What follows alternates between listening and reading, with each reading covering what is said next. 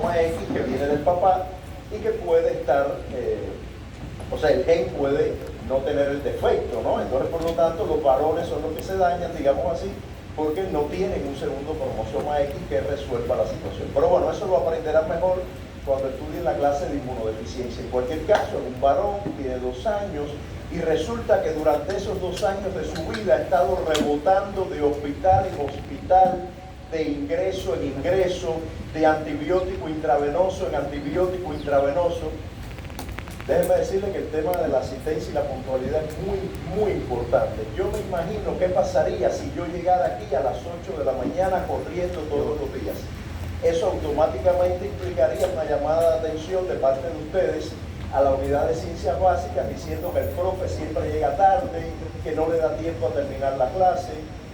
Bien, entonces por eso es un poco incómodo que suceda esto que está ocurriendo y que ha sucedido en el primer día. Bien, entonces, bueno nada, este niño que está rebotando de médico en médico, finalmente un pediatra avesado dice, no, aquí hay algo que no es normal. No puede ser que este niño haya tenido 4 ingresos en lo que va de año, o sea, esto no tiene sentido. Entonces este pediatra sugiere, y esto que estoy diciendo pasa mucho, lamentablemente el diagnóstico de las enfermedades de inmunodeficiencia se retrasa, porque lo que se hace es tratar la condición que hay y no se hace un estudio de profundidad. En cualquier caso, este médico dice, no, definitivamente, yo sugiero que lo vea un especialista en el área de inmunología porque posiblemente, considerando la frecuencia de infecciones que ha tenido este niño, las lesiones que tiene en la piel, además tiene esplenomegalia. ¿Qué cosa es esplenomegalia? ¿Agrandamiento de qué órgano? Del vaso. Tiene esplenomegalia, ya ustedes saben que el vaso es un órgano linfoide secundario. Y lo que se sugiere es que se evalúe la presencia de una, o la posible presencia de una inmunodeficiencia primaria en este niño. La inmunodeficiencia primaria, considerando el tipo de infecciones que ha tenido este niño, implicaría en este caso, y es lo que solicita el especialista, el inmunólogo, implicaría evaluar el nivel de anticuerpos en sangre, la concentración de anticuerpos en sangre, a ver si el problema está en los anticuerpos, porque pudiera ser que este niño tuviera deficiencias en la calidad o la cantidad de anticuerpos que produce. También se sugiere evaluar la actividad del sistema de complemento, que lo vamos a estudiar a profundidad la semana que viene, y que es un componente del sistema inmunitario, ya verán, lo voy a mencionar dentro de un minuto. Y por último, se sugiere también evaluar la actividad fagocítica, o sea, aquellas células que tienen capacidad de fagocitar. ¿Alguien conoce alguna célula, antes que yo se la presente, con capacidad fagocítica? Los macrófagos, los neutrófilos, las dendríticas, que son células muy importantes que vamos a mencionar acá. Correcto, entonces, ¿por qué razón se sugiere? Por cierto, esta es una imagen de obviamente no es el caso en cuestión que estamos hablando, pero es una imagen de un niño que pudiera tener esta sintomatología y de hecho está diagnosticado con la enfermedad que les voy a presentar. ¿Por qué razón el especialista sugiere evaluar esos 3 actores del sistema inmune? Bueno, porque resulta que si este niño, las infecciones más frecuentes que tiene son infecciones de tipo bacteriana, por ejemplo, pues es muy probable que alguno de estos actores esté con deficiencia. Podrían haber defectos en la producción de anticuerpos IgG. Los anticuerpos IgG, recuerden que son los más abundantes en suero, tienen una enorme diversidad de funciones, tienen la capacidad de reconocer antígenos en la superficie bacteriana y provocar o estimular la activación del sistema de complemento. La semana que viene van a entender cómo los anticuerpos IgG activan el complemento y provocan la lisis bacteriana. También los anticuerpos IgG tienen la capacidad de opsonizar bacterias. ¿Qué cosa es opsonizar? ¿Conocen lo que es opsonizar? ¿Qué cosa es opsonizar? Opsonizar es como, digámoslo así en buen cubano, marcar para morir. O sea, cuando el anticuerpo opsoniza una bacteria es porque está reconociendo antígenos en la superficie bacteriana, y cuando la opsoniza viene un macrófago ¡blup! Y se come a la bacteria, la fagocita. ¿Está bien?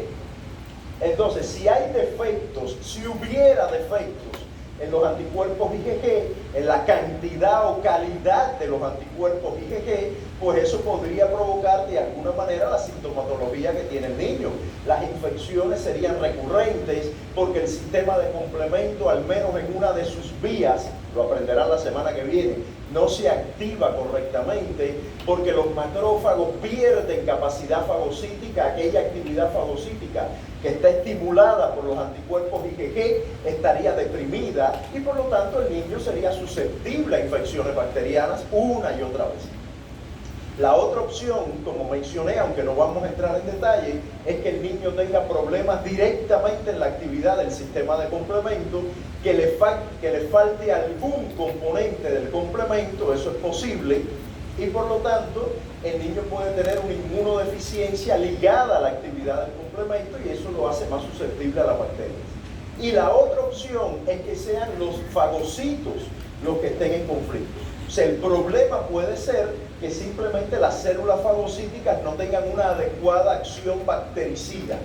Cualquiera de esos actores pudiera estar provocando la condición de salud que tiene este niño. ¿Está bien?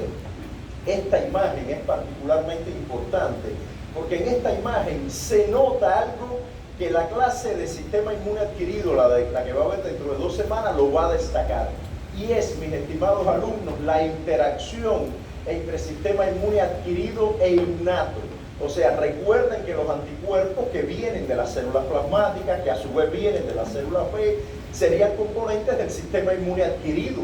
Y yo les estoy diciendo acá que actores del sistema innato, como el complemento y los macrófagos, o las células fagocíticas en general, son dependientes de la actividad de los anticuerpos. Entonces eso demuestra que hay un nexo, un puente, una conexión entre sistema inmune innato y adquirido que hoy la vamos a volver a mencionar un poco más adelante. ¿Está bien? Entonces, cuando se hace el estudio de la situación que tiene este niño, se le hacen pruebas de laboratorio para cuantificar anticuerpos, para cuantificar componentes del complemento que se encuentran en el plasma o para evaluar la actividad fagocítica de macrófagos. Lo que se encuentra es que hay un defecto en la acción bactericida. Los anticuerpos están bien, el sistema de complemento está bien, pero sucede que los macrófagos no tienen una adecuada acción bactericida. Fagocitan, pero cuando fagocitan no matan al bicho que acaban de fagocitar. O sea, el macrófago no solo tiene que fagocitar, tiene que tener una acción bactericida. ¿Está bien? Y eso provoca, y de hecho se demuestra en las lesiones dérmicas que tiene ese niño, las lesiones que tiene en la piel, se demuestra que se acumulan granulomas. ¿Qué son los granulomas? Hay un seminario más adelante en el curso sobre granulomas, que son unas especies de estructuras multicelulares en donde la célula fagocítica tiene en su interior un microorganismo y ese microorganismo se mantiene latente en el interior. Eso ocurre mucho en personas que son infectadas con Mycobacterium tuberculosis, se mantiene dentro y entonces es como que de alguna manera se protege al microorganismo porque la célula con actividad fagocítica no lo elimina. Se crea una estructura supracelular que contiene a ese microorganismo. Entonces eso es lo que le pasa a este niño. Resulta que los macrófagos fagocitan las bacterias, pero la dejan dentro y se van formando granulomas, que son esas lesiones que tiene la piel y que son lesiones también al interior, en los pulmones, en otros órganos, se acumulan los granulomas. Y de hecho, el diagnóstico presuntivo es una granulomatosis crónica. Granulomatosis crónica es una enfermedad innata, una inmunodeficiencia primaria. El niño nace con un defecto en la actividad bactericida de los macrófagos que provoca esta patología. Granulomatosis crónica, esta es una enfermedad, inmunodeficiencia primaria, como decía, genéticamente hablando es recesiva, o sea, cuando el gen dañado está presente, necesita homocigosis para que se manifieste. Si hay un segundo alelo que está en buenas condiciones, no se manifiesta la enfermedad. Y como está ligada al cromosoma X, por eso los varones son los que tienen más probabilidad de desarrollarla. Porque las niñas pueden haber tenido un cromosoma X sano, digámoslo así. mientras que los varones no tienen otra opción.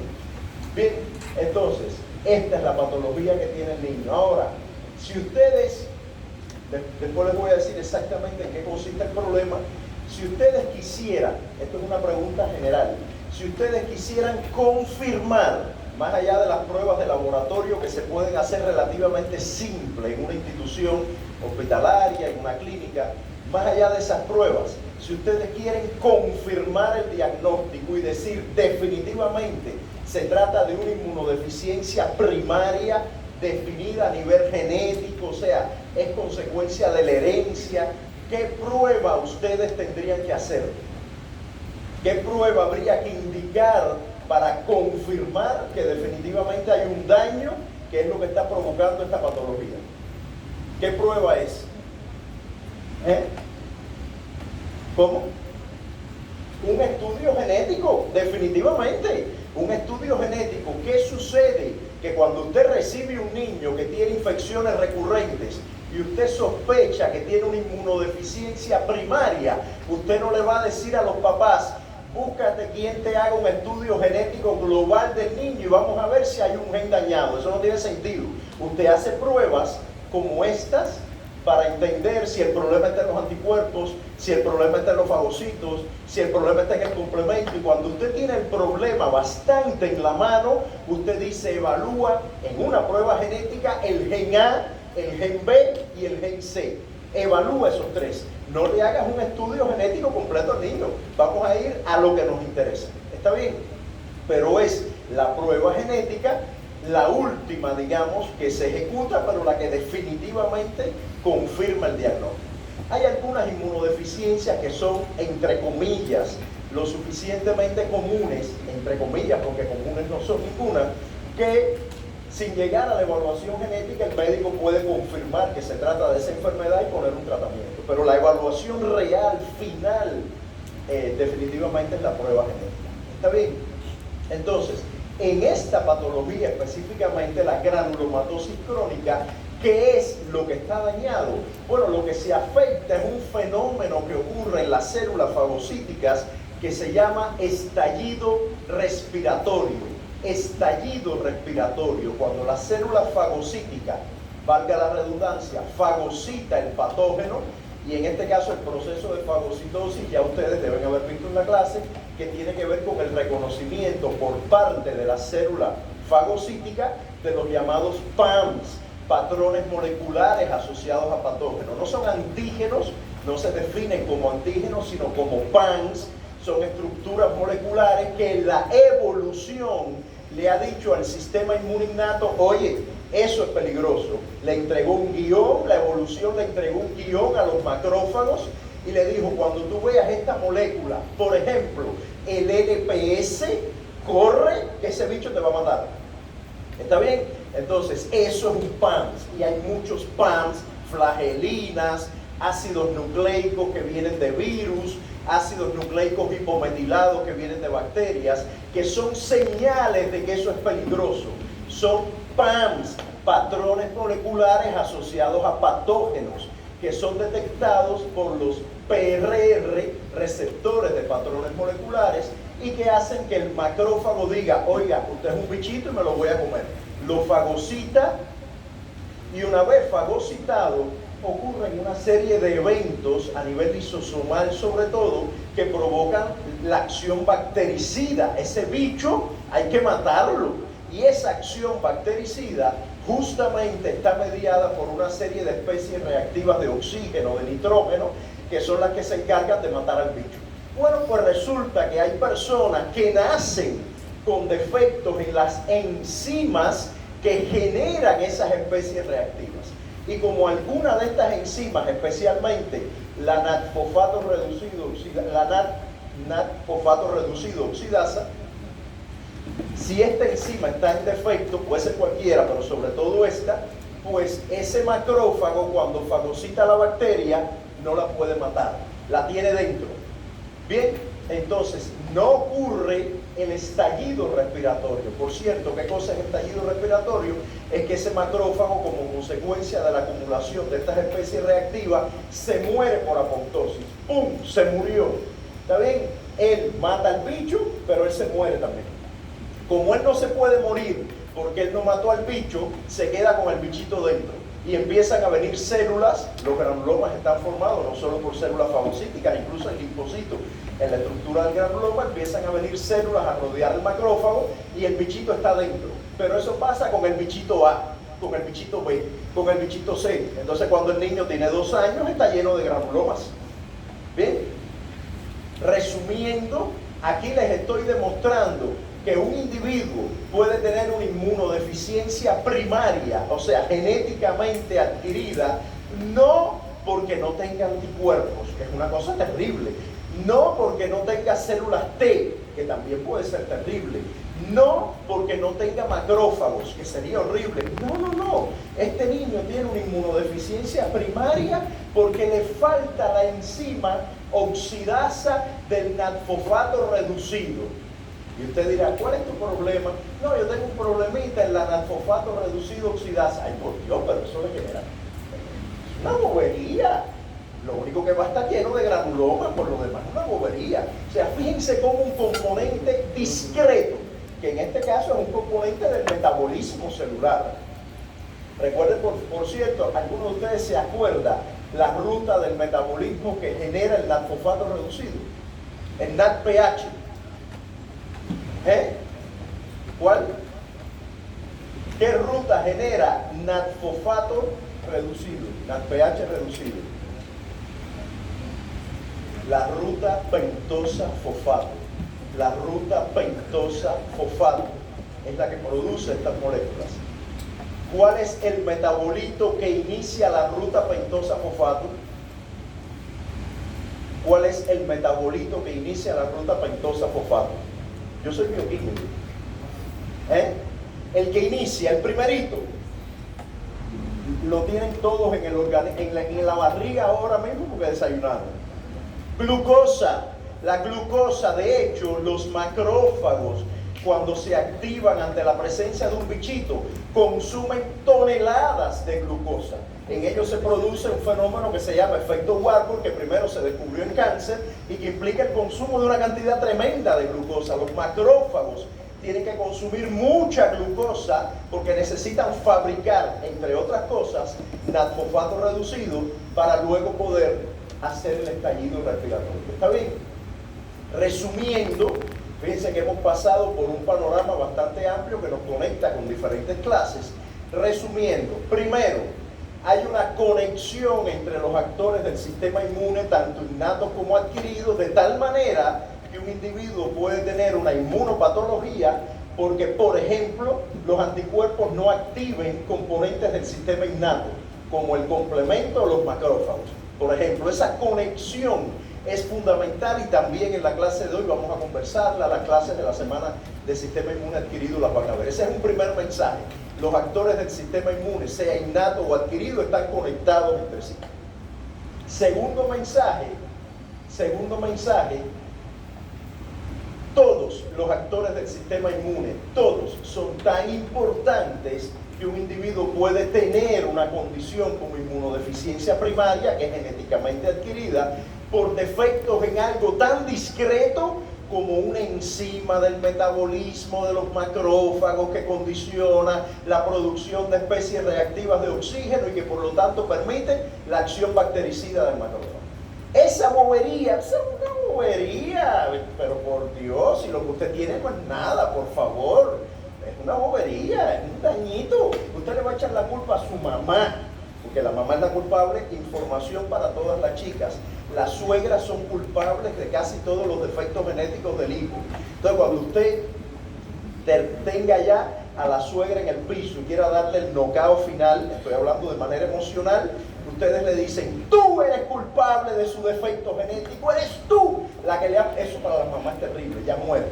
O sea, ese es el knockout de la suegra. Quédense con esa información, quédense con ella, porque tiene mucho valor. ¿Está bien?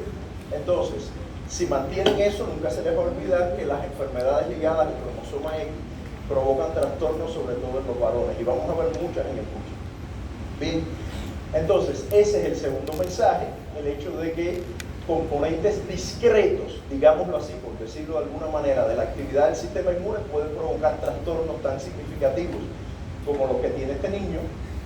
Y el tercer mensaje, por supuesto, es que los macrófagos, y por ahí vamos a empezar la clase, son actores fundamentales del sistema inmune innato. Ya ustedes saben que son células con acción fagocítica, y esos actores del sistema inmune innato detectan el peligro, él y otros, detectan el peligro a partir de reconocer PAMs. El macrófago, cuando ve a la bacteria por primera vez, le va arriba. No es como que, ay, ¿quién tú eres? Tú eres bacteria. No, él sabe quién es y de frente le va arriba, la va a destruir. Está bien, porque ya él viene evolucionando con esa bacteria hace decenas de miles de años, y la evolución le escribió en el guión: esa bacteria es mala, elimínala, no le mires la cara, destrúyela sin mirarla, destrúyela. ¿Está bien? Correcto. Entonces, esa es una cualidad del sistema innato, la capacidad de actuar de manera inmediata, de reconocer patrones moleculares asociados a patógenos o asociados al peligro, al daño. ¿Cómo se llaman los patrones moleculares asociados al daño? DAMs, que por ejemplo están presentes cuando hay muerte necrótica. Si usted se cae ahora bajando la escalera, por ejemplo, imagínense que alguno de los alumnos que yo no dejé entrar, cuando yo vaya a irme, me empuje por la escalera, porque se sienta como rencoroso, me empuje por la escalera. Si yo me caigo por la escalera y me doy un golpe, se me va a generar un proceso inflamatorio, y yo no tengo ninguna bacteria que me está infectando. Sin embargo, hay un evento de inflamación. ¿Por qué? Porque lo más probable es que se haya desgarrado algún músculo, que haya ocurrido algún daño celular, y esa muerte necrótica libera DAMs, y mi sistema inmune innato se alarma y va a resolver el problema. Recuerden que el sistema inmune se alarma no contra lo extraño, sino contra lo peligroso. Por lo tanto, él también va a ir cuando yo me caigo, cuando ustedes me empujen por la escalera. Él también va a ir a restaurar. Entonces yo voy por la semana que viene con una cosa aquí en la mano, y ahí está el sistema inmune tratando de resolver ese problema. ¿Está bien? Muy bien. Entonces, pero bueno, vamos a hablar del sistema inmune ahora un poquito más en detalle, un poco ya lo he mencionado. Está formado por células, moléculas. Recuerden que también tiene barreras, la piel, las mucosidades, el pelo este que tenemos aquí dentro de la nariz, que todo el mundo antes de salir de la casa se mira en el espejo a ver si no tiene un pelo que le sale, sobre todo cuando tengan 45 años, 48, y ahora le sale de las orejas, o sea, empiezan a salir pelos en todos lados. Entonces eso ayuda también a proteger al organismo, a aislarlo del entorno. Y también hay una barrera sumamente importante, bueno, el ácido del estómago, hay una barrera súper importante que es la microbiota. La mencionamos en la primera clase, en un mundo lleno de bacterias, virus, parásitos, hongos que coexisten con nosotros y que mantienen una relación simbiótica con el sistema inmune, protege de eventos infecciosos, pero también regula la acción del sistema inmune. De hecho, esta semana ustedes van a ver cómo defectos en la microbiota, o sea, cómo eventos de disbiosis pueden estar detrás del Parkinson, que es el fenómeno que van a estudiar esta semana en el seminario. ¿Está bien? Lo otro que ya habíamos dicho es que la respuesta es inmediata. Ya yo les había dicho, el macrófago no duda. El macrófago, el neutrófilo, el sistema de complemento no duda. Es un bicho, te voy a matar, porque la evolución me ha demostrado. Cuando digo matar, recuerden que ahí los virus tienen una posición un poco exótica porque ellos no están vivos. Pero bueno, perdónenme cuando yo diga hay que matar el virus. Saben de lo que estoy hablando. ¿Está bien? Muy bien. Entonces la acción es inmediata, no requiere un proceso de maduración, como sí requieren las células T y B que verán las semanas 5 y 6. No nos vamos a meter en eso. La T y la B tienen que pensar si atacan o no. Los macrófagos, neutrófilos, no, ellos van de frente, porque tienen el dato de la evolución que le dice que eso es un PAMS o un DAMS y que es peligroso. Bien, bueno, ya habíamos dicho que son los PAMS y DAMS, y que son reconocidos por los receptores de patrones moleculares. Recuerden que para la célula B, ¿cómo se llama el receptor de antígeno? B. Y para la T, TCR. Bueno, para las células del sistema innato, el receptor no de antígeno, sino de PAMS y DAMS, se llama PRR, receptor de patrones moleculares. Pattern Recognition Receptor, receptor de reconocimiento de patrones moleculares. ¿Está bien? Ya bien sea de PAMs o de TAMs. Los PRR son muy poquitos y tienen una diversidad bastante pobre. Son poquitos. Por ejemplo, ya ustedes saben que Dios y Darwin tuvieron un dilema con los anticuerpos. Yo se lo conté la semana pasada. Dios y Darwin dijeron, ¿qué hacemos para tener 100 millones de anticuerpos diferentes? Lo mismo pasa con el receptor de células T, pero lo verán más adelante. ¿Qué hacemos para tener 100 millones de anticuerpos diferentes? Porque un anticuerpo es una glicoproteína, por lo tanto está codificada en el ADN. Tendríamos que tener 100 millones de genes, uno para cada tipo de anticuerpo. Y vino esta solución maravillosa de los segmentos de genes. VDJ, la enzima RAC que recombina segmentos de genes, la enzima TDT, que ¿qué hace TDT? Coloca nucleótidos al azar, genera mutación, hipermutación somática. Todo eso genera una diversidad enorme de proteínas, de anticuerpos, a pesar de que no hay 100 millones de genes. Bueno, en este caso, Dios y Darwin no tuvieron conflicto. Ellos dijeron, ¿cuántos receptores de patrones moleculares son? 20. Ay, por Dios, ponlo en el genoma, no te enredes. Entonces tenemos en nuestro ADN codificado puro y duro cada uno de los receptores de patrones moleculares, porque son 20. O sea, tampoco. Ya el problema lo resolvieron con los anticuerpos, el receptor B, el T, PCR, BCR, y con esto no se hicieron bolas. ¿Está bien? Entonces, lo otro es que no hay distribución clonal. ¿Qué significa? Ustedes recuerdan que yo les había dicho que los anticuerpos en la respuesta natural son policlonales. Hay clones de células B, grupitos de células B que producen el anticuerpo A, eso es un clon. El anticuerpo B, eso es otro clon. Y recuerden que si yo fuera un antígeno, de pronto yo al llegar al organismo tuviera anticuerpos contra aquí, contra aquí, contra aquí. O sea, tendría anticuerpos contra diferentes epítopos de mi estructura como antígeno. ¿Está bien? ¿Por qué? Porque esos anticuerpos vienen de clones diferentes, es una respuesta policlonal. Aquí no hay problema con la policlonalidad, no. Todos los macrófagos están armados para resolver el mismo problema. No hay, yo soy el macrófago del Helicobacter pylori y yo soy el macrófago de la Neisseria. No, todo el mundo tiene herramientas para resolver el problema. ¿Está bien? No es que no haya subtipos de macrófagos, sí hay, y hoy los vamos a mencionar, pero esencialmente están capacitados para resolver el problema. No hay clones de macrófagos, clones de neutrófilos, clones de dendríticas, eso no existe. No hay clones de eosinófilos, no. ¿Correcto? Entonces el reconocimiento de patrones moleculares de PAMs y DAMs no es clonal. No es que hay un clon para cada PAMs o DAMs. ¿Está bien? Entonces, bueno, les decía, son de baja diversidad. Y lo otro, muy importante, es que no hay memoria de la actividad del sistema inmunitario.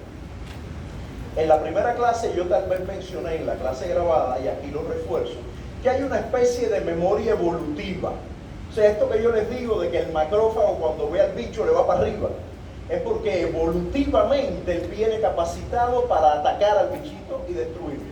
Ya hay una especie de memoria evolutiva.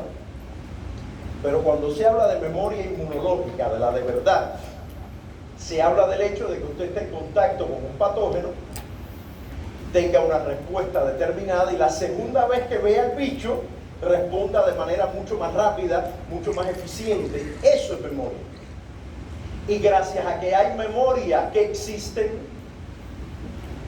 ¿Qué cosa existe de tratamiento gracias a que hay memoria o de manejo de enfermedades?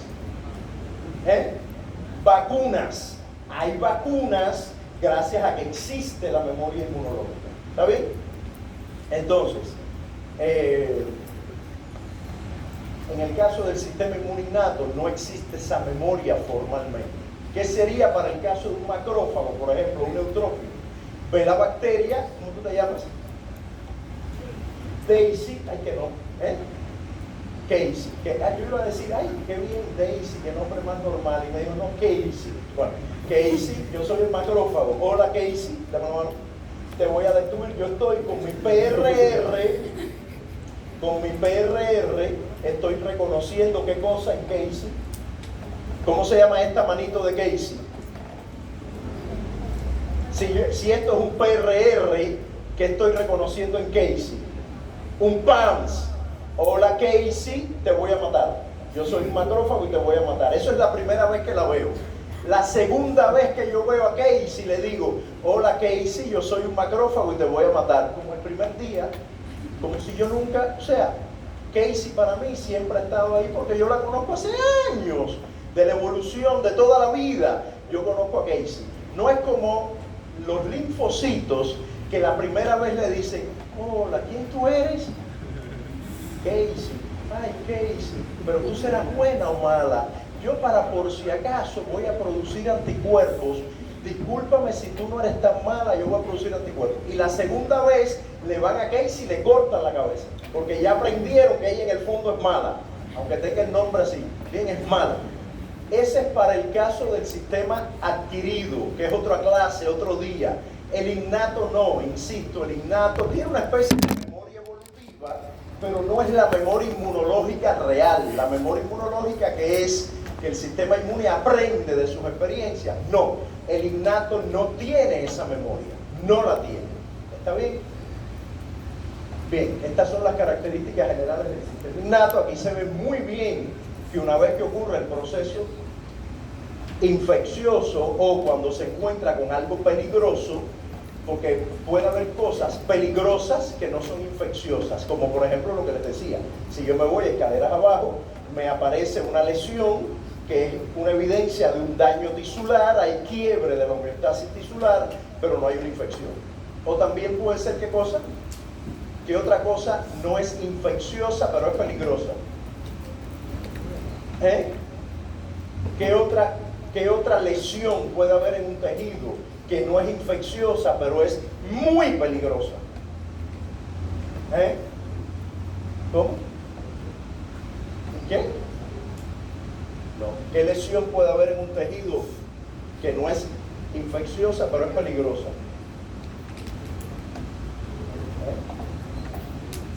No, aparte de la necrosis que ya mencioné. Un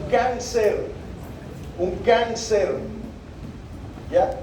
El cáncer son células propias, pero sumamente peligrosas, obviamente, y el sistema inmune las detecta. Esto es lo que les decía, que los componentes, los receptores del sistema inmune innato tienen una baja especificidad y diversidad. Son pocos, son 15, 20 receptores, qué sé yo, los Toll-like receptors, de hecho son los más diversos, que hay Toll-like receptor 1, 2, 3, 4, 5, 6, 7, 8, 9, 10, pero fuera de eso, 2 o 3 más. ¿Bien? No son muchos. Y además la especificidad es baja. ¿Qué significa que la especificidad sea baja? La especificidad es baja porque de pronto yo con mi Toll-like receptor o con mi receptor de patrón molecular, para no poner nombre todavía, con mi receptor de patrón molecular la reconozco a ella y a ella, a las tres. Me da igual porque las tres tienen un patrón molecular, un PAMS, que es igual o muy parecido entre ellas. Los anticuerpos, recuerden que no son así. Yo les decía la vez pasada que los anticuerpos son extremadamente específicos. Si un anticuerpo reconoce esta molécula, no reconoce esta. No la reconoce. ¿Correcto? Pero los receptores de patrones moleculares sí. Sin problema. PAN, PAN y PAN. Las tres. Les da igual. Bien, tienen muy poca especificidad. Esta imagen que está en la clase es de citometría de flujo, que es una técnica sumamente valiosa para estudiar el campo de la inmunología, para diagnosticar inmunodeficiencias, para diagnosticar enfermedades oncohematológicas, leucemias, linfomas, sumamente valiosa. Y aquí lo que estoy mostrando son las poblaciones del sistema inmune innato en una distribución que tiene que ver con su tamaño, con su complejidad celular. Por acá arriba están los más abundantes: neutrófilos, basófilos, eosinófilos, los granulocitos, bien, los polimorfos nucleares. Ustedes saben, los poli, lo que la gente dice los poli. O sea, hacer esto en citometría es como un técnico avesado que mira el microscopio y dice 60 de poli, 20 de mono, 30 de linfo. Eso es esto. ¿Ya? Estos son los poli, los mono, las células monocíticas o las células que no son polimorfonucleadas, son los monocitos, macrófagos, dendríticas, y luego hay unos linfocitos que no son ni T ni B, o al menos no son los T convencionales, que son los linfocitos NK. ¿Cómo se llaman los NK? Natural Killers. Los NKT, que son linfocitos que tienen problemas de personalidad porque tienen una parte de NK y otra parte de célula T. O sea, lo mismo actúan como NK, pero a la vez tienen un T-cell receptor. O sea, ¿bien? Problemas de personalidad. Y los T gamma delta son linfocitos T acomplejados porque son un porcentaje muy pobre, pequeñito de las células T. A diferencia de las T convencionales que reconocen proteínas, ellos sí reconocen lípidos, fosfolípidos, azúcares. O sea, son células T que se han venido a menos. Como que, ay, pobrecita, también vienen del timo, pero están en la periferia, en las mucosas. Son sumamente importantes, pero son tan así que no vamos a hablar mucho de ellas en el curso, excepto en el libro de texto, y de pronto puede haber una pregunta sobre las T gamma delta y las NKT. ¿Está bien? O sea, que el sistema inmune innato incluye linfocitos. ¿Hay linfocitos en el sistema innato? ¿Hay linfocitos en el sistema innato? ¿Sí o no? Sí hay linfocitos. Los linfocitos NK, NKT, T gamma delta son células de estirpe linfoide que pertenecen al sistema innato. Efectivamente, casi todas las células del sistema innato son de estirpe mieloide. Eso es verdad. Son de estirpe mieloide. Pero hay linfocitos en el sistema inmune innato. ¿Correcto? Sí los hay. Eso respecto a los componentes celulares del sistema inmune innato. Con respecto a los componentes moleculares, habría que destacar en primer lugar los componentes del sistema de complemento, que los vamos a estudiar la semana que viene. El sistema de complemento, que son moléculas que en su gran mayoría están en el plasma, C1, C2, C3, C4, C5, C6, C7, C8, C9, un montón de moléculas. Van a estudiar cómo se ordenan, cómo interactúan entre ellas. Y además el sistema de complemento es fundamental para eliminar bacterias, para provocar esa lisis bacteriana que yo les mencioné que podría el niño aquel tener problemas con ella, ¿no? Que al final no tenía problemas. Bien, eso lo estudiaremos la semana que viene. Y además estarían los receptores de patrones moleculares, o sea, los PRR, que son esos que yo decía que eran muy poquitos, que tenían un reconocimiento bastante inespecífico. Bien, entonces los PRR están ubicados en la membrana plasmática o al interior de la célula.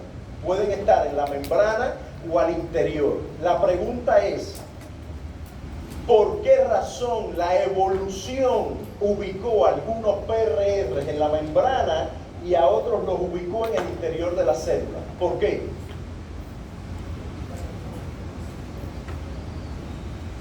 ¿Porque evita defectos genéticos? No, porque los que están afuera en la membrana y los que están dentro son receptores diferentes. No quiere decir que sean los mismos en la membrana y dentro estoy siguiendo tu línea de pensamiento, para que haya redundancia y por lo tanto haya reconocimiento del bicho sí o sí. Ese pensamiento es racional, pero no fue el que siguieron Dios y Darwin. Ellos se fueron por otro camino.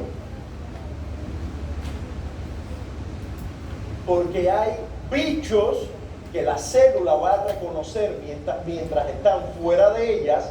Bacterias, algunos tipos de bacterias serán reconocidos por estos receptores cuando la bacteria está paseando por la sangre y el macrófago le hace ¡wup! Y la reconoce. Y otros bichos, otras bacterias y obviamente los virus, que es lo que, ¿cuál es tu nombre? Lo que Mayra, que nombre bien normal, es lo que Mayra me decía. Los virus van a infectar la célula y aquí adentro serán reconocidos, sus PAMs serán reconocidos por los receptores de patrones moleculares. De hecho, si ustedes se fijan aquí en estos nombrecitos, son los PAMs que son reconocidos por cada receptor de patrón molecular. Y aquí adentro, los de aquí, el TOL3, el 7, el 8 y el 9, ¿qué tipo de PAMs reconocen? ¿De qué naturaleza química? Ácidos nucleicos, ADN o ARN, virales, bacterianos hipometilados, lo cual tiene sentido. Imagínense un virus. Cuando el virus está fluyendo por la sangre, su material genético, ¿dónde está? Su ARN o ADN, ¿dónde está? ¿Expuesto o escondido? Escondidito. Y cuando el virus ingresa a la célula, hace así, ¡guap!, y se desnuda. Y muestra su material genético, y ahí es donde estos receptores le dicen, te cogí, y lo reconocen. ¿Está bien? Correcto. Entonces eso explica el por qué hay receptores de patrones moleculares en la membrana plasmática, porque hay bichos que hay que reconocer fuera de la célula, y hay otros receptores de patrones moleculares que están dentro de la membrana, dentro de la célula, porque hay bichos cuyo reconocimiento es una vez que ingresen a la célula. Correcto. Dentro de los receptores de patrones moleculares, los más estudiados, los más diversos, bueno, no es que sean los más estudiados, déjenme decir, realmente todos han sido muy estudiados, pero todo depende del momento en que tú llegues a la vida de la inmunología. Cuando yo llegué a la vida de la inmunología, nadie sabía qué cosa era un Toll-like receptor 1, 2, 3. Cuando yo estaba con ustedes ahí sentados, esto nunca me lo enseñaron, porque eso no existía todavía. O sea, existía, pero no se había descubierto, aunque ustedes no lo crean. Yo nací en el siglo pasado, pero tampoco soy tan viejo, y aún así esto no se había descubierto.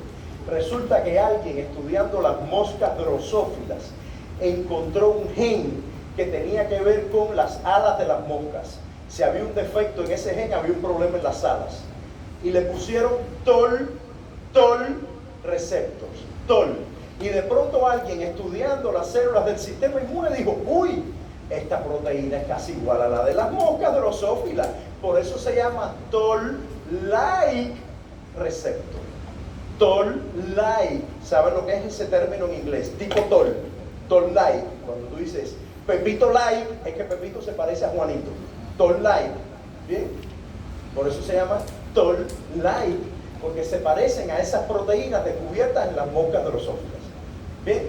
Entonces, cuando yo estudié inmuno, nadie tenía la menor idea, aquí tocaría una palabra más bonita, pero no la puedo decir, nadie tendría, sobre todo porque ustedes lo graban todos, la menor idea de qué cosa era una mosca, de qué cosa eran los Toll-like receptors. ¿Bien? Excelente. Entonces hay un montón de Toll-like receptors, un montón son 10, 11, tampoco 1000. 10 u 11 tipos de Toll-like receptors, y hay otros receptores que también son parte del sistema innato de receptores de patrones moleculares que mencionaremos más adelante en la clase, como los not receptors. Bien, bueno, dicho esto, yo recuerdo hace años, pero estábamos aquí prepandemia, cuando yo estaba dictando esta clase, en época en que se dictaba así de cero, no era una clase de que ustedes la leyeron, yo la dicto después. Yo le pedí a unos alumnos acá que levantaran sus manos así, y eran teóricamente los PAMs. Y yo lo que quería demostrar, como hice con las chicas, es que yo tenía capacidad de reconocer con mi PRR PAMs diferentes, porque tenía baja especificidad, ¿no? Y levantaron la mano así, y yo vine y toqué los puños, ¿no? Y alguien tomó una foto del fondo antes de yo llegar a los alumnos, con los alumnos así, yo aquí, y decían, el cubano ha llamado una revolución en la Universidad San Martín de Porres. Los alumnos así, imagínense, menos mal que no estaban así. Muy bien, hay de todo.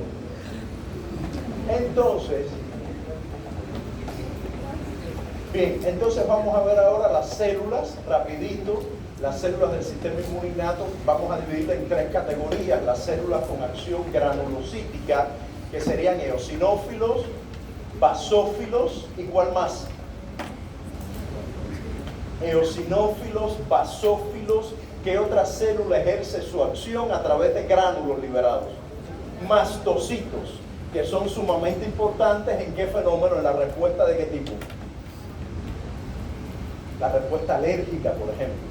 De hecho, en general, las células con actividad granulocítica, o sea, que ejercen su acción liberando gránulos, son muy importantes cuando ustedes estudien inmunopatologías en la hipersensibilidad tipo 1, o sea, en la alergia. Las reacciones alérgicas están muy ligadas a estas células, pero en la evolución no hay nada que se haya quedado solo para hacernos daño. O sea, no tiene sentido que Dios y Darwin hayan dejado esas células en nuestro organismo para que tengamos alergia. Ellas tienen una función que va más allá de las alergias y que sobre todo tiene que ver con el control de qué tipo de bichos, qué tipo de patógenos son controlados sobre todo por estas células. Parásitos. Los parásitos, sobre todo los helmintos, las larvas, eso es controlado por estas células sobre todo. ¿Está bien? Estas células tienen receptores de patrones moleculares, obviamente, pero también hay otro receptor muy importante que tiene que ver justamente con la acción proalergénica y también contra parásitos, que es un receptor para los anticuerpos IgE. Yo les había dicho a ustedes que la IgE tenía que ver con alergias y parásitos, ¿verdad? Bueno, miren cómo se conecta el sistema innato con el adquirido. La IgE viene del sistema adquirido. Los granulocitos son del sistema innato. ¿Qué tienen los granulocitos? Receptores para la IgE. O sea, cuando se produce IgE, esa IgE se une a estos receptores en los granulocitos y los sensibiliza en un primer momento y luego favorece la desgranulación, que esos gránulos se liberen. Esos gránulos están llenos de proteasas, están llenos de prostaglandinas, leucotrienos, un montón de moléculas de esa naturaleza proinflamatoria, y cuando se liberan tienen una acción nociva, digámoslo por decirlo de alguna manera, sobre los parásitos sobre todo.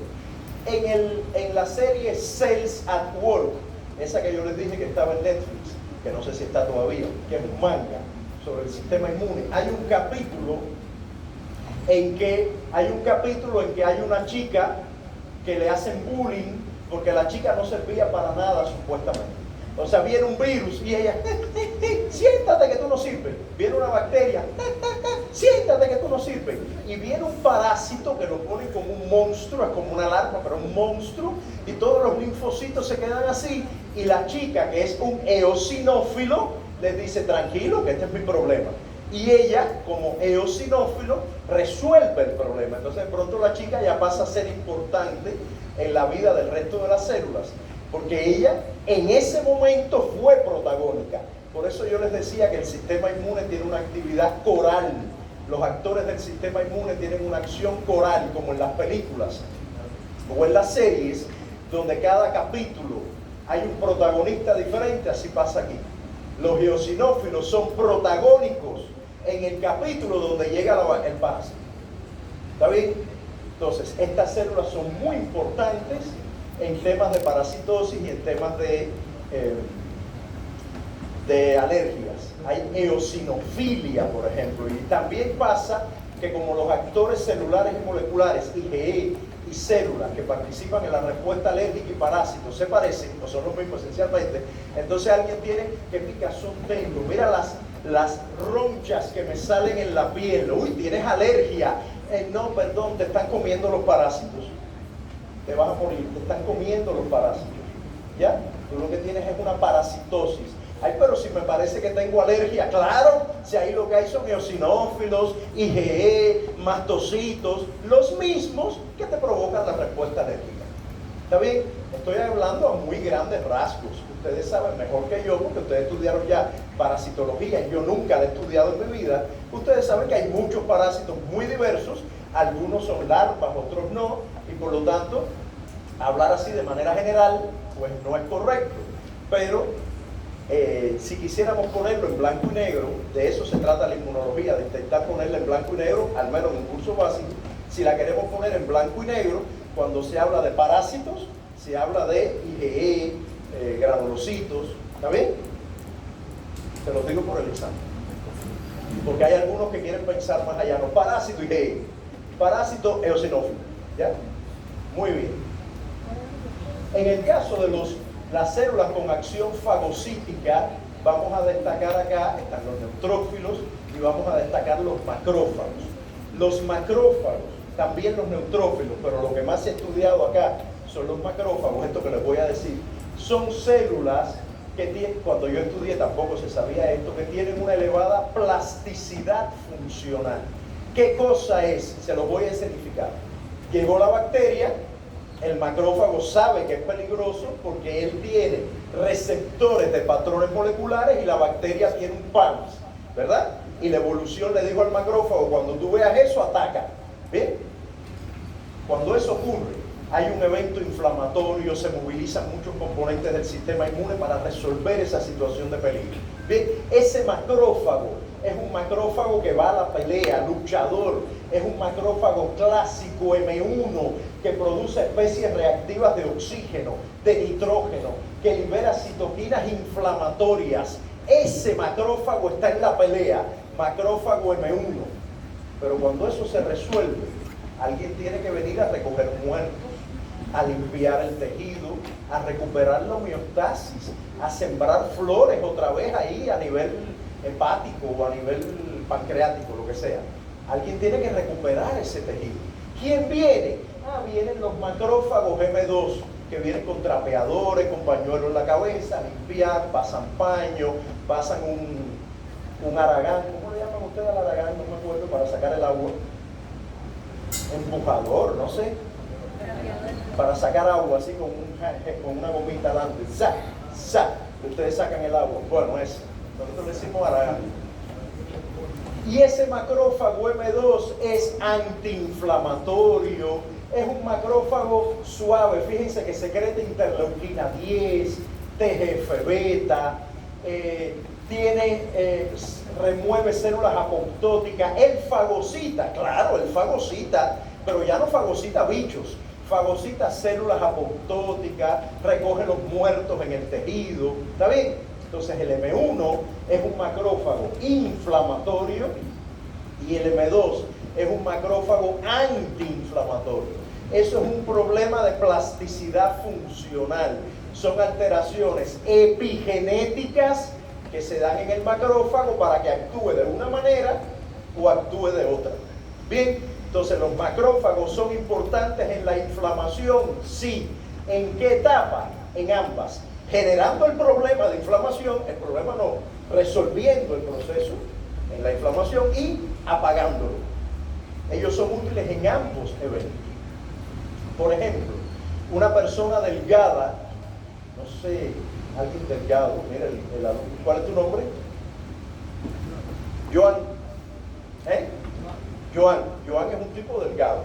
Él tendrá macrófagos en el tejido adiposo visceral. Sí, tiene macrófagos, porque los macrófagos siempre están en el tejido adiposo visceral, pero son macrófagos M2, antiinflamatorios, tranquilitos. Sin embargo, yo, por ejemplo, ¿tendré macrófagos en mi tejido adiposo visceral? Sí, pero mis macrófagos, los del tejido adiposo visceral mío, son M1, proinflamatorios, que vienen a atacar porque mis adipocitos se han vuelto locos.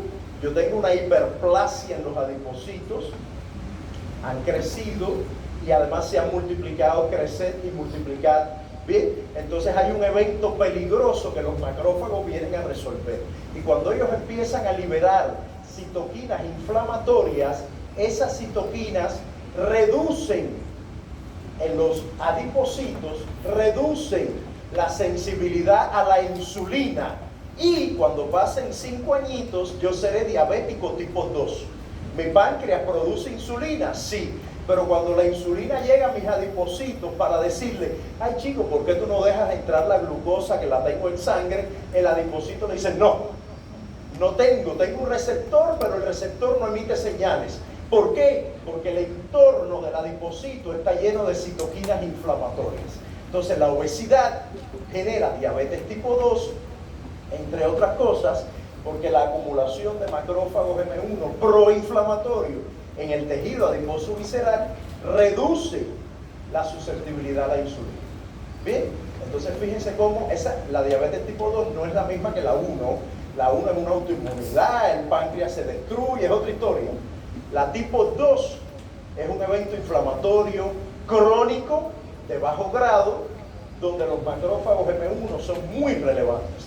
¿Está bien? Por eso yo siempre, después que me aprendí eso, siempre digo que yo no estoy, o sea, lo que tengo acá es un proceso inflamatorio, o sea, es una inflamación crónica que no logro retirar. ¿Está bien? Yo estoy enfermo, estoy inflamado, no gordo, inflamado. ¿Ven? Fíjense cómo uno se va buscando herramientas para ser feliz en la vida. Entonces, acá es muy importante que les quede claro la diferencia entre macrófagos M1 y M2, porque eso siempre va al examen. Un macrófago secreta interleuquina 1 beta, no, espérate. ¿Qué citoquinas podríamos... A ver, déjame hacer la pregunta como era. Había una pregunta que era algo así como... para el tratamiento de una condición inflamatoria, no sé qué, se utilizan anticuerpos antiinterleuquina 1 o se utiliza, ahora no me acuerdo el nombre de la molécula, anakinra, que es un bloqueador del receptor de interleuquina 1. Entonces, ¿sobre qué macrófagos actuará esa? Ya, evidente, era M1 la respuesta. ¿Sobre qué células actuará? Era macrófagos M1, ¿no? Porque tiene que conectar M1 con citoquinas inflamatorias, ¿no? Igual que había algo que tiene que ver con lo que les voy a enseñar después del inflamasoma y conectar con macrófagos M1. O sea, entender que los M1 son inflamatorios, los M2 antiinflamatorios y que hay una plasticidad funcional de manera que los macrófagos contribuyen a todos los procesos de la inflamación, tanto a la generación como a apagarla. ¿Bien? Ya vimos granulocitos, vimos células fagocíticas, en la clase se habla de neutrófilos, de acciones muy interesantes que tienen los neutrófilos como células fagocíticas. Y quería mencionar acá, en la clase grabada me refiero, quería luego terminar esta parte, pero queda poquito, la clase de hoy es más corta y no tenemos Kahoot, terminar acá con las NK, las Natural Killers.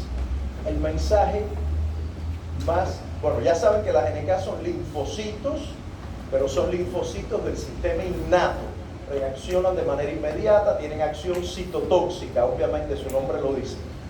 Pero aquí el mensaje más importante que no se les puede olvidar nunca es el siguiente: las NK nunca, jamás, nunca van a matar una bacteria, nunca van a matar un hongo, nunca van a matar un parásito, nunca. La NK, ¿qué mata? Nuestras células. La NK mata nuestras células. ¿Qué características tendrán nuestras células para morir por la NK? Sí, pero ¿por qué se convierten en peligrosas? Porque son tumorales, son células neoplásicas, ¿o qué más? Además de ser tumorales, ¿qué otra situación las puede llevar a morir por NK? ¿Qué más puede hacer que una NK mate una célula nuestra? Que esté infectada. Si la célula está infectada, morirá por acción de la NK. Las células infectadas y las tumorales son las que mueren por acción de la NK. ¿Bien? La NK nunca va a matar una bacteria. Nunca. ¿Correcto? Ya para matar bacterias están los macrófagos, está el sistema de complemento, están los neutrófilos. Ya la NK, ese no es su problema. La bacteria le puede pasar por adelante un mar de bacterias y ella sí. Ella no mata bacterias. ¿Está bien? Para matar a nuestras células, las NK tienen varios mecanismos, pero hay dos muy significativos, uno que involucra dos moléculas, o dos tipos de moléculas, que son las perforinas y las granzimas. Las perforinas, o misterio, perfora, abren un hueco en la membrana. Perforina perfora, abre un huequito en la membrana, y por esos huequitos ingresan las granzimas. Las granzimas activan a las caspasas. Por lo tanto, ¿qué acción tienen las granzimas? ¿Qué inducen? se activan caspasas que inducen las granzimas. Cuando se activan las caspasas en una célula, ¿qué fenómeno se produce? Apoptosis. Las células NK matan a las células tumorales y a las infectadas por apoptosis. ¿Por qué? Porque la granzima que ella libera activa caspasas, y las caspasas es un sistema secuencial de activación de proteínas, son proteasas, son simógenos, que ese término les tiene que venir de la bioquímica, son simógenos que se activan de manera secuencial y que terminan diciéndole a la célula, muere por apoptosis. Muy bien. Vimos granulocitos, vimos células con acción fagocítica, especialmente macrófagos, vimos NK, linfocitos natural killers, y la última célula que voy a mencionar son las células dendríticas. Las células dendríticas son muy importantes para conectar el sistema inmune innato con el sistema inmune adquirido. Las células dendríticas son las chismosas del sistema inmune. Ellas están patrullando el organismo, están en las mucosas, en las capas de la piel, están patrullando, están ahí esperando que aparezca algo peligroso. Tan pronto aparece algo peligroso, ella lo detecta con sus receptores de patrones moleculares, con sus PRR. Ella detecta lo mismo patógenos que un cáncer, da igual, detecta PAMS y DAMS con sus receptores de patrones moleculares, y cuando lo detecta, ella sale corriendo al ganglio linfático más cercano, no a cualquier ganglio, al más cercano, y le dice a los linfocitos T, sobre todo a los T, óyeme, vaya, tú haces lo que tú quieras, pero allá hay un cáncer. Tú haces lo que tú quieras, yo solo vengo a decirte que allá hay un cáncer. ¿Bien? Entonces, yo te sugiero que tú te actives. La manera en que la dendrítica activa la célula T, la van a estudiar en las semanas 5 y 6, no ahora. Pero la dendrítica le va a contar a las células T que hay algo peligroso, que hay un virus, que hay un parásito, que hay un hongo, que hay un cáncer. Porque la célula T no sabe lo que es peligroso. Ella no lo sabe. Los que saben qué cosa es el peligro es el sistema innato.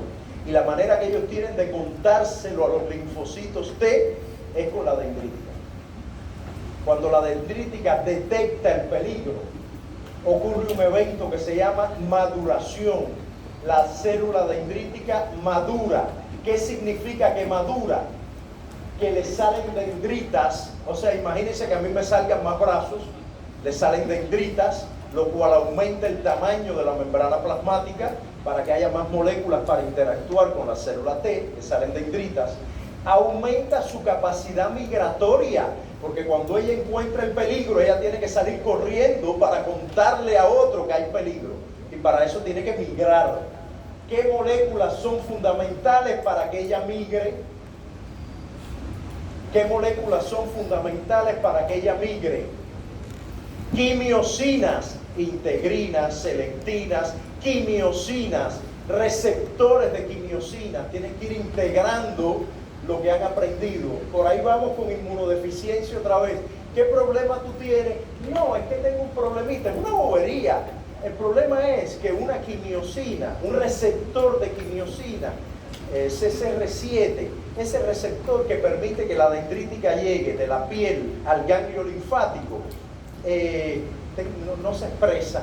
¡Ay, qué bobería! Sí, eso lo único que va a provocar es que la dendrítica no llegue al ganglio.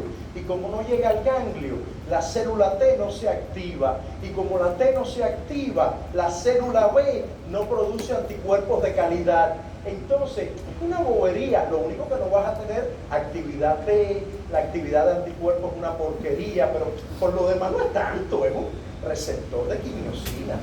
Correcto. Fíjense cómo todo está conectado. Bien, entonces la dendrítica migra, presenta antígenos, que es un fenómeno que no han estudiado. Ella le muestra los antígenos a la célula T y le dice, oye, esto es peligroso, esto no es bobería. Bien, se los enseña a la célula T y produce citocinas para que la célula T se active adecuadamente. Eso lo estudiaremos más adelante. Y dejé para el final esto de acá. Disminuye la fagocitosis. Y se lo voy a explicar. De hecho, les voy a contar la vida de una dendrítica. Imagínense que yo soy una dendrítica. Me da tiempo a contar mi vida. Yo soy una dendrítica y estoy en el supermercado. Cerca de mi casa hay un supermercado. Estoy en el supermercado y de pronto veo un cartel amarillo, oferta. Eso es el peligro, la oferta. Entonces yo tomo mi celular, que es mi receptor de peligro, mi receptor de patrones moleculares, y le tomo una foto. ¡Chac! Ya yo le tomé la foto, ya yo capturé el peligro. Con esa información yo maduro. ¿Qué significa? Yo gano en capacidad migratoria y salgo corriendo para mi casa. Claro, ustedes me dirán, manda un WhatsApp. No, pero déjenme contar la historia. Voy corriendo para mi casa y le digo a mi esposa, que es un linfocito T, óyeme, encontré en el BEA una oferta, hay algo peligroso, ¿ya? Y le muestro a mi esposa la oferta. Ella ve la oferta y se activa o no, porque dependiendo de lo que ella vea, se activará o no. Si se activa porque cree que es lo suficientemente buena, o sea, lo suficientemente peligrosa para comprarla, ella se activa y ella hace varias cosas para finalmente salir ella corriendo a donde está el peligro a comprar lo que hay que comprar. Así funciona la relación entre la dendritis y las células T. Así funciona esencialmente. Pero imagínense que cuando yo tome la foto, luego vaya por todo el camino a mi casa. ¡Uy, qué árbol más bonito! ¡Chácata! ¡Uy, qué pajarito tan bonito! ¡Chácata! ¡Uy, qué muchacha tan bonita! ¡Chácata! ¡Uy, qué... Y tomando fotos. Cuando llegue a la casa, le digo a mi esposa, uy, tú sabes que yo vi algo peligroso en el BEA, pero tengo 1500 fotos. Déjame ir buscando a ver dónde está el peligro, la oferta. Entonces, como eso no es bueno, la dendrítica deja de fagocitar.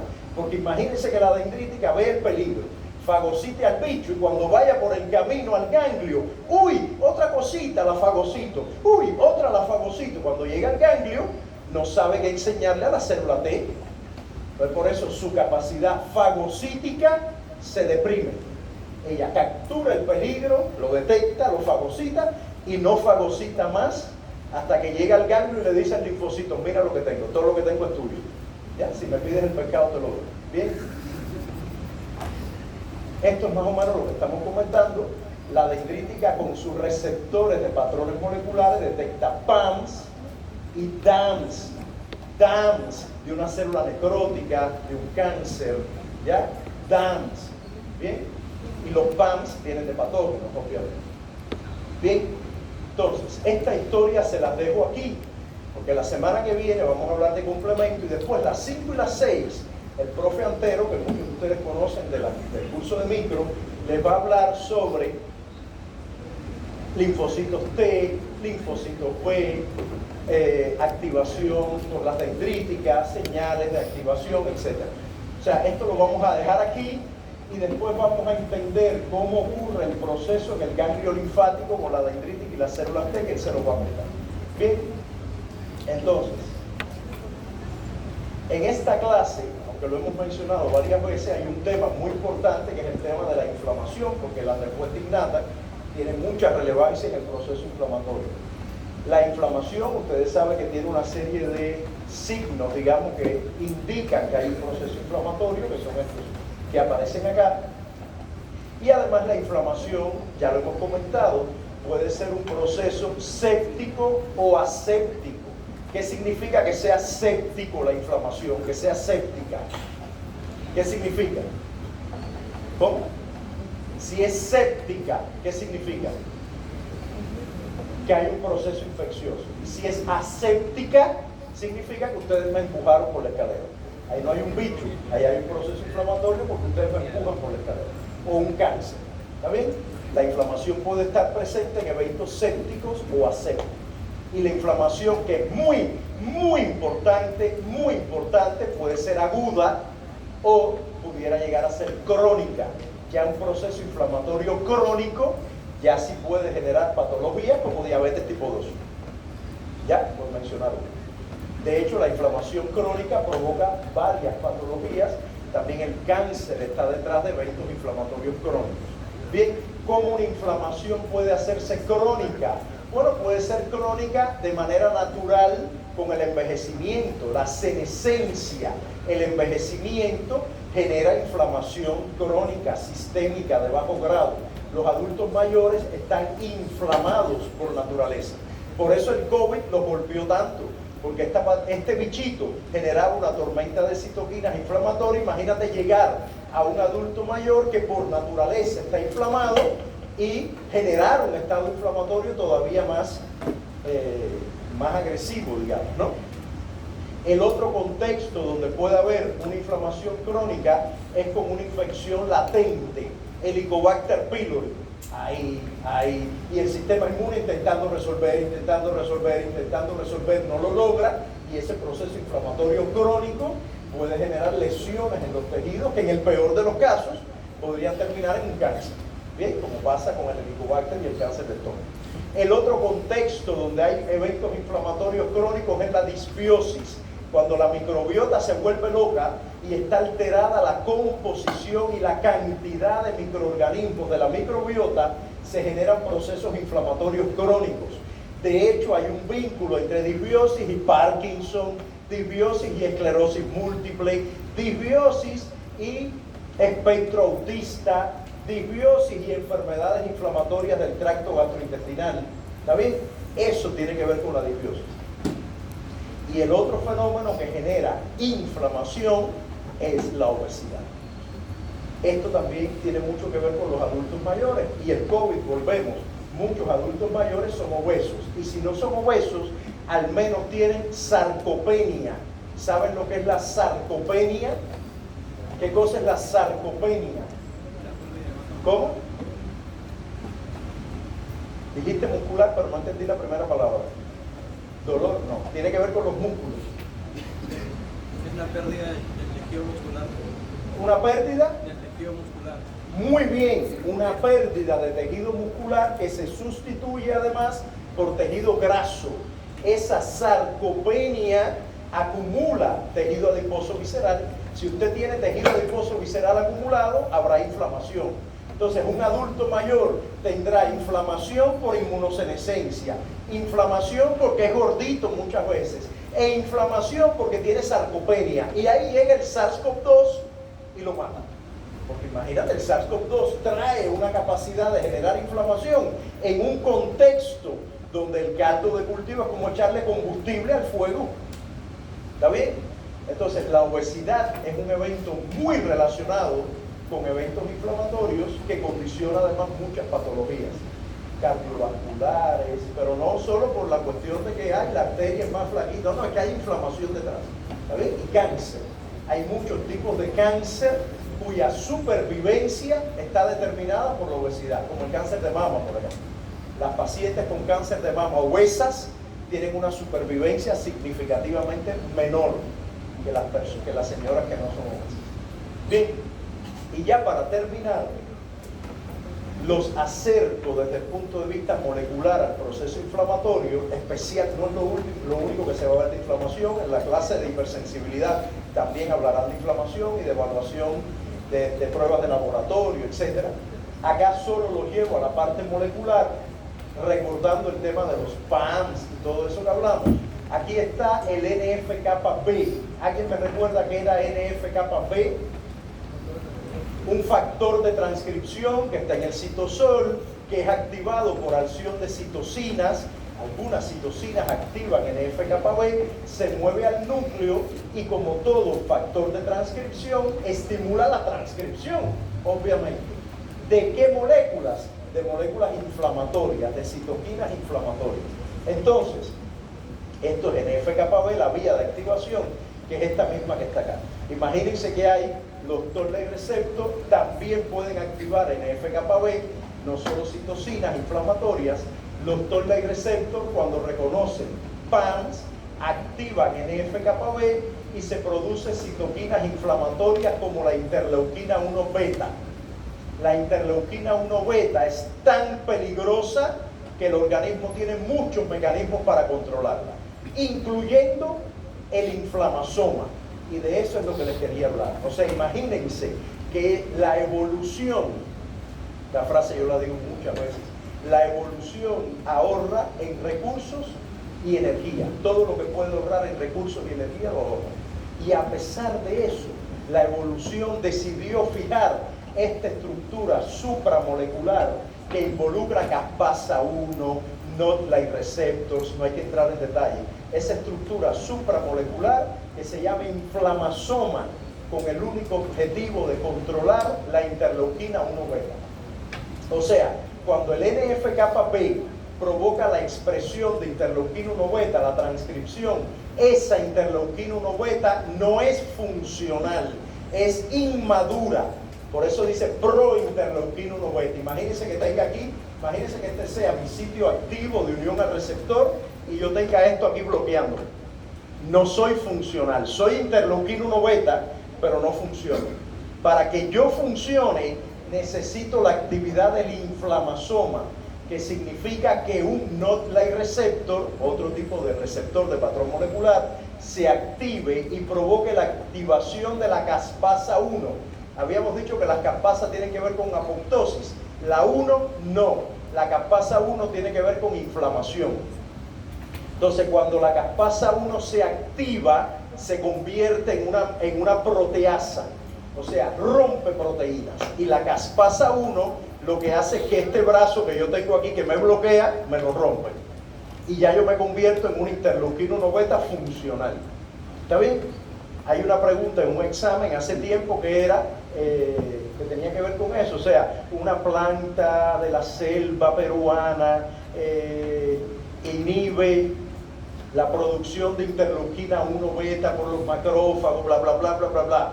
¿Cuál será el potencial target o blanco de esa droga? Y ahí habían varias moléculas, incluyendo caspasa 1.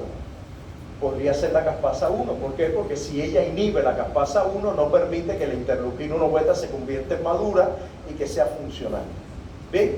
Fíjense las preguntas del examen. ¿Bien?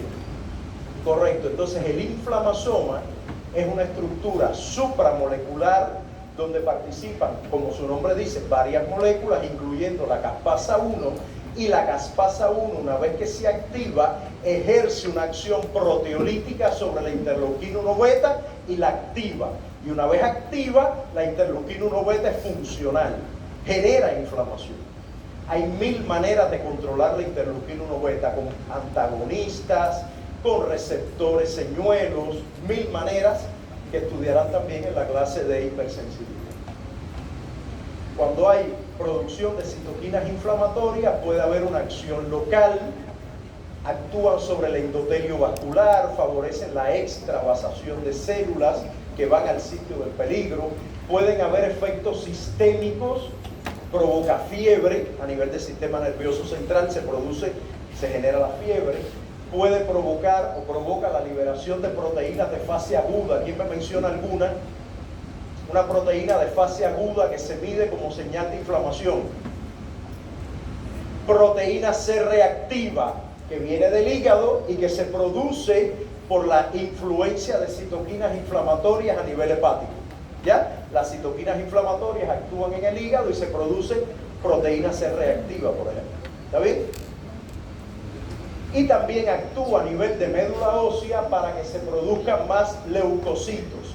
¿Cómo se llama ese fenómeno que uno detecta muy rápido en el laboratorio cuando alguien tiene algún evento inflamatorio? Cuando las citoquinas inflamatorias actúan en la médula ósea y se producen más leucocitos, ¿qué usted verá en la prueba de laboratorio? Leucocitosis. Usted verá que los leucos totales, que deberían ser 6.000, son 12.000. Eso es una prueba de que algo está pasando. Usted no diagnostica el bicho ni la enfermedad con esa prueba, pero usted sabe que hay un evento inflamatorio en ciernes que está ocurriendo. ¿Y por qué ocurre ese fenómeno? Porque las citoquinas inflamatorias actúan en la médula ósea y le dicen a la médula ósea, oye, produce glóbulos blancos que hay que resolver un problema. ¿Está bien? Entonces fíjense cómo lo que usted mide en el laboratorio tiene un fundamento molecular detrás, donde las citoquinas inflamatorias son protagónicas. Fiebre, proteínas de fase aguda, leucocitosis. ¿Bien? Y luego también, en caso de que haya cronicidad, pues habrá daño tisular por acción de citoquinas inflamatorias. habrá problemas cardiovasculares, habrá problemas de trombosis. De hecho, los pacientes con COVID se trataban con antitrombóticos porque se generaban trombos que podían provocar la muerte del paciente, y además daño a nivel del sistema celular que provoca resistencia a la insulina, como ya yo les decía, resistencia a la insulina del sistema musculoesquelético, del sistema de los adipocitos. Bien, entonces la inflamación de hacerse crónica es patogénica, no aguda. La inflamación aguda es buenísima, súper importante, pero ya de haber cronicidad sí hay un problema. Y nunca se les puede olvidar, nunca, que para que haya inflamación tiene que haber tráfico leucocitario, tiene que haber quimiosinas, integrinas, selectinas, para que las células migren al lugar donde está ocurriendo el evento peligroso. ¿Bien? Entonces, cuando se habla de inflamación en una pregunta, tiene que conectar lo mismo la interleuquina 1 beta, que el macrófago M1, que la caspasa 1, que las quimiosinas. Todo eso es parte del proceso inflamatorio. ¿Bien? Y hay preguntas de ese tipo. Una de las siguientes moléculas no participa en la inflamación. La respuesta puede ser algo que estudiarán más adelante, FOXP3. No los voy a perturbar con eso, ¿ya? Las demás pueden ser caspasa 1. ¿Tiene que ver la caspasa 1 con la inflamación? Sí, la caspasa 1 es parte del inflamasoma, y si no hay caspasa 1 no habrá interleuquina 1 beta, entonces tiene que ver con la inflamación. Tumor necrosis factor, obviamente, receptor de interleuquina 6, obviamente tiene que ver con la inflamación. Entonces fíjense cómo hay moléculas ligadas a la inflamación que tienen acciones muy diversas. Bien, y ya para terminar esta diapositiva, que todavía no la van a comprender en detalle porque hay componentes que no conocen, como el sistema de complemento, pero que refleja muy bien, resume bastante bien, esta no está en el PPT de la clase grabada, resume bastante bien los componentes que participan en los componentes celulares y moleculares que participan en la inflamación. Desde que se detecta la señal de peligro, se involucran células del sistema inmunoinnato, se producen citoquinas inflamatorias, se producen alteraciones a nivel hepático, a nivel del sistema nervioso central. Luego se producen quimiosinas que reclutan a más componentes del sistema inmune, tanto innato como adquirido, bien, porque aquí hay linfocitos ya en un segundo momento de la inflamación, y ese proceso involucra el sistema de complemento que aún no hemos estudiado. Esta imagen es bastante ilustrativa de los actores que participan en la inflamación, incluyendo el sistema vascular. No se les puede olvidar que para que ocurra una inflamación adecuada, el sistema vascular es muy importante, porque las células no van en la sangre como unas locas, van rodando por el endotelio vascular, y tiene que haber un momento que el endotelio se abra para que haya extravasación. Entonces el endotelio vascular es fundamental. ¿Está bien? Listo. Muy bien. Con esto terminamos la clase, que empezó por allá, por aquel niño que tenía granulomatosis crónica, que me parece que eso fue hace una semana, pero no fue hoy, y terminamos entonces hablando de los componentes del proceso inflamatorio. ¿Está bien?